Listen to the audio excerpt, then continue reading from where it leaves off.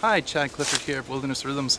I have with me my 60-pound maple bow, which I made in a video series, a how-to video on how to make bows. So check that out if you're interested on wildernessrhythms.com. But what I want to do today is to get the sound of arrows flying. And I'm going to upload this to SoundCloud as well. You'll notice my target back there about 50 yards away. And I also have a soundscape system there. Now this particular soundscape system mimics human hearing. So let me just show you the arrows I'm using. It's certainly enough to make a nice whistling noise as it goes past, I'm sure.